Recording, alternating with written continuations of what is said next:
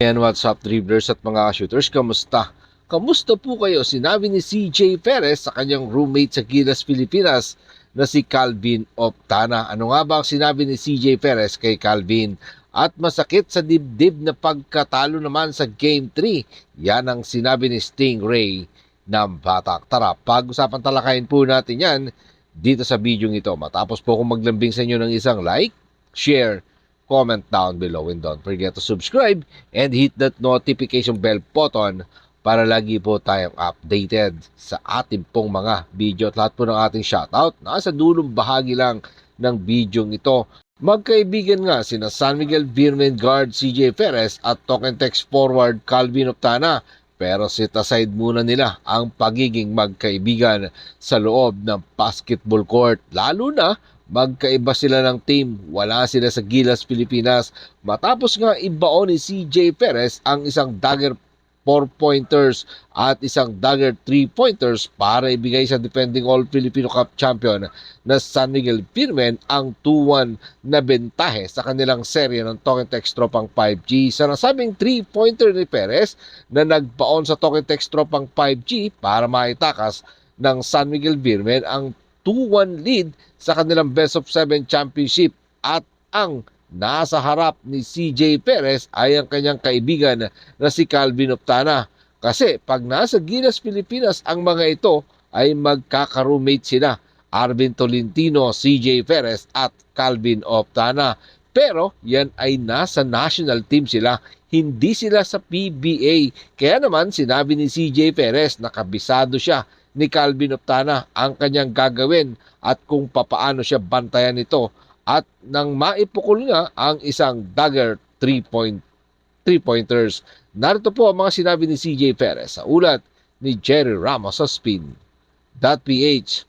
Kabisado ako ni Calvin, alam niya na drive ako, so tinigil ko na lang sa 3-point area, and luckily pumasok naman yung tira. Yan nga po ang sinabi ni CJ Perez na inalala ang moment na iyon matapos ang kanyang ikalawang clutch play sa last 12 seconds ng nasabing bakbakan na nagbigay ng 4 na puntos na kalamangan sa San Miguel Beerman.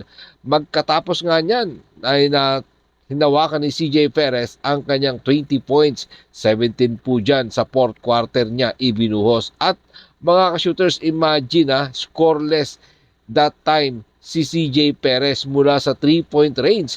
Maganda din naman ang inilaro ng kanyang kaibigan na si Calvin Optana na nag-ambag ng 25 points, 4 of 9 from the 3-point range. Pero para kay CJ Perez, dito sa PBA Philippine Cup Finals, walang kaibigan.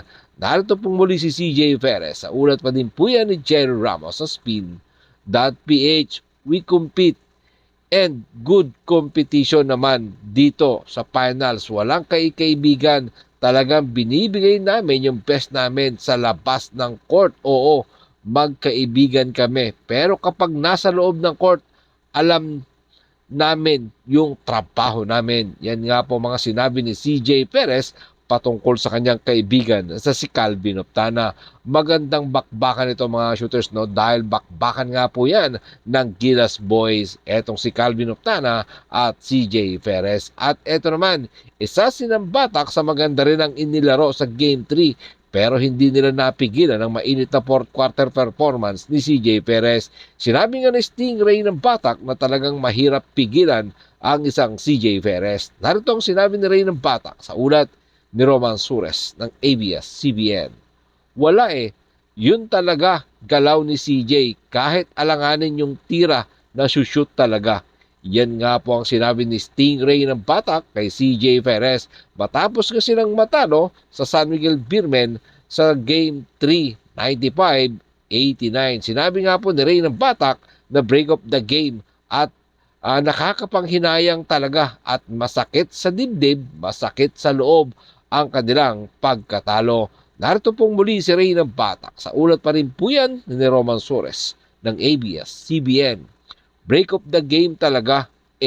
Nangyari yung ganon. Switch talaga yon ang game plan. Switchable naman talaga.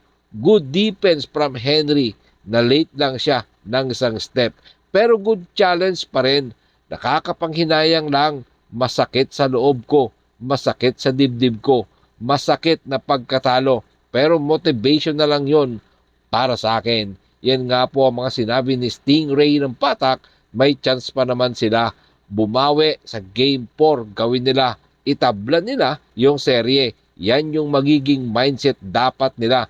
Gawin nila yung best nila para maging 2-2 at hindi maging 3-1 ang serye. Medyo mabigat kasi kapag nabaon na sila ng San Miguel Beermen sa 3-1 at sana hindi sila abutin ng pagod or patig. Avoid 3-1 lead by San Miguel Beermen. Maraming salamat po sa inyong panonood. Naman po ang inyong maging opinion. Diyan po natin yan pag-usapan sa comment section. Ingat and God bless everyone. Adjourn, pero katulad po ng ating nakagawian, bago po natin tapusin ang ating video, shoutout po kina